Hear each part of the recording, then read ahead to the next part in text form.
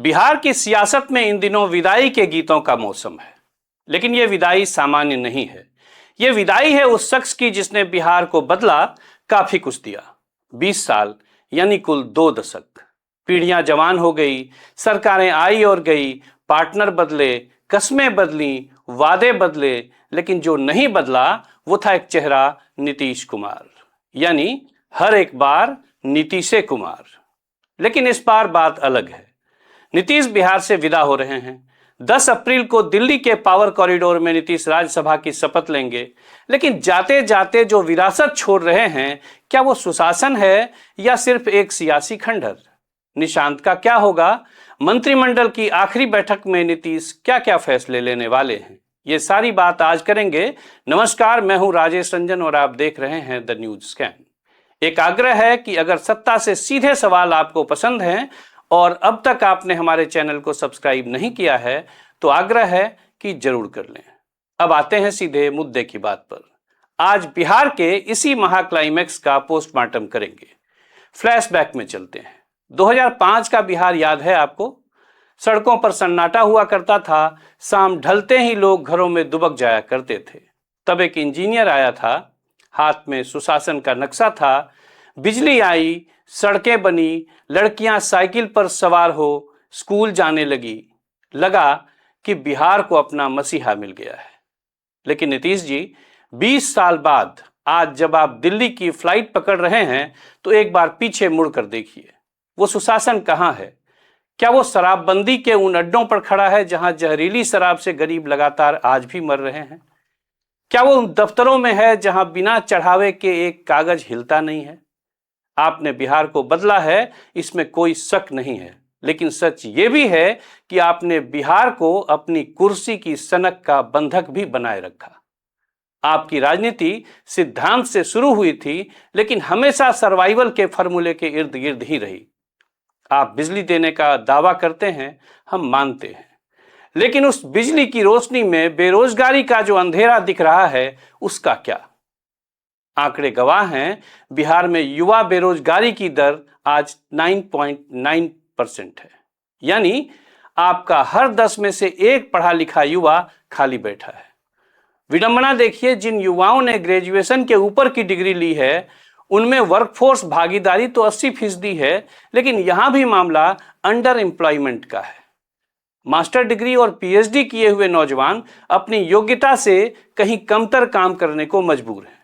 आप कृषि प्रधान राज्य की बात करते हैं, जहां 49.6% आबादी खेती में लगी हुई है, लेकिन राज्य की जीडीपी में इनका योगदान लगातार कम होता जा रहा है। यही वो दर्द है जो पलायन की सबसे बड़ी वजह है। बिहार का मैन्युफैक्चरिंग सेक्टर मात्र 5.7% पर सिमटा हुआ है। नीतीश जी, जब फैक्ट्रियां ही नहीं होंगी तो नौजवान पलायन नहीं करेगा तो उसके पास क्या विकल्प है? सबसे बड़ी शर्मिंदगी की बात तो यह है कि आज भी बिहार की अर्थव्यवस्था का एक बड़ा हिस्सा बाहर मजदूरी कर रहे लोगों द्वारा भेजे गए पैसों से चलता है। बिहार की प्रति व्यक्ति आय को अगर देखेंगे तो आज भी ये राष्ट्रीय औसत का मात्र 32% है। कड़वा है, लेकिन सच तो यह है कि 20 साल के कथित सुशासन के बाद भी बिहार इस पायदान पे खड़ा है। इसे स्वीकारना होगा। अब आते हैं सबसे बड़े ट्विस्ट पर। 9 अप्रैल को दिल्ली में जेडीयू की एक हाई लेवल मीटिंग बुलाई गई है। ये मीटिंग नीति निर्धारण के लिए नहीं है, बल्कि विरासत के स्मूथ लॉन्चिंग का ट्रैक तैयार करने के लिए है। चर्चा है कि इस मीटिंग में निशांत कुमार का पॉलिटिकल लॉन्च होना है।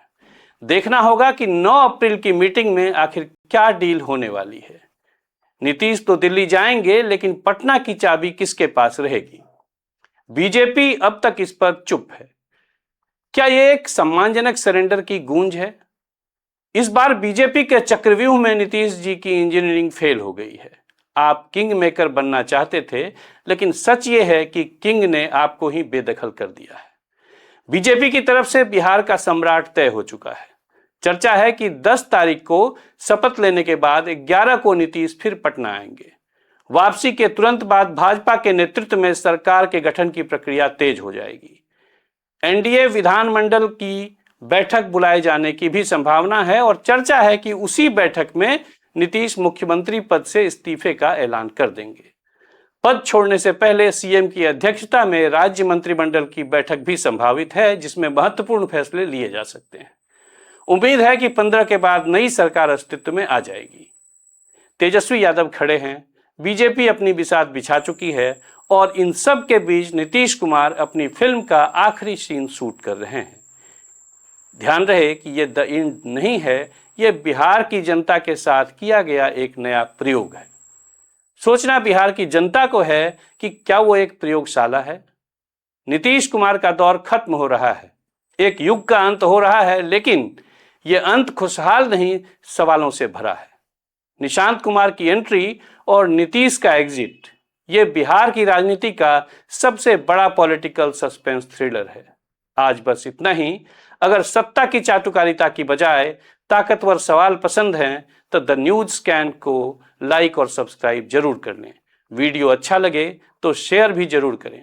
जल्द मिलते हैं एक और जरूरी मुद्दे के साथ। तब तक के लिए द न्यूज स्कैन की तरफ से राजेश रंजन का नमस्कार।